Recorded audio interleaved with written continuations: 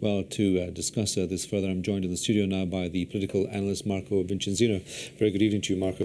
Is this yet more saber-rattling by the two sides, or is it going to, or is it at least turning into more than that now?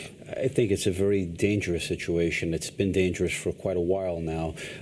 It's been so far, regular exchanges of words, of rhetoric, and not just between the United States and China, but between China and the other 5 other claimants to the South China Sea. So you have several countries, 6 countries, including China, claiming territory, while China claiming most of the South China Sea.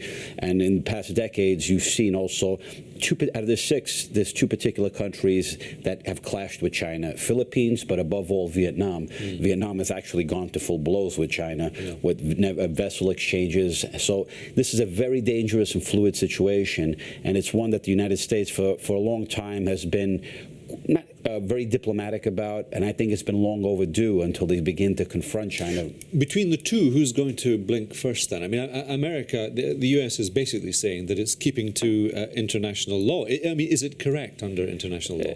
Freedom of navigation. That's key. The South China Sea has been an area where it's been fairly peaceful for many decades. It gave those sea lanes have given the prosperity of Northeast Asia, China, Korea, Japan, has all been largely due because there's been the free flow of commerce within there. China is claiming an area which is about 1,500 kilometers south of the Chinese mainland, just 100 kilometers from the Philippines. And when those Spratly Islands, they've built 7 man-made islands. And once they've built those man-made islands, they've claimed the 12-mile territorial waters, which is unheard of. This is unprecedented. If that's allowed to happen and not be challenged, that sets a dangerous precedent for international commerce and for the international system itself. It's extremely destabilizing. Stay with me just now, but let's listen to what our Chinese government spokesman has been saying right now. China has always respected the freedom of navigation and flight enjoyed by all the countries based on the international laws, but we are firmly against any infringement of the sovereignty and security interests of other countries with the excuse of freedom of navigation. I want to reiterate that the affirmation of China in safeguarding its sovereignty, security, and legal maritime interests remains unshakable. We will take stern response to any malicious provocation from any country. We will continue to watch closely the situation in the waters and the air. We want to urge the U.S. side to stop all the mistakes in the words and actions which threaten and provoke China's sovereignty and security interests.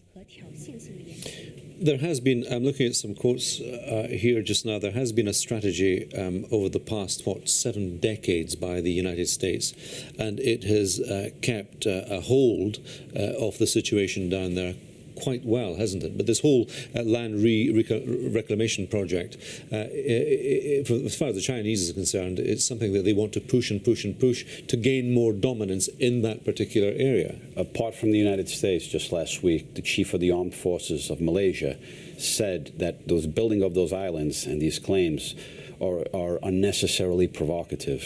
So it's not just the United States. The United States has the support of also Japan. Now, the Europeans have come forward and providing support to the United States.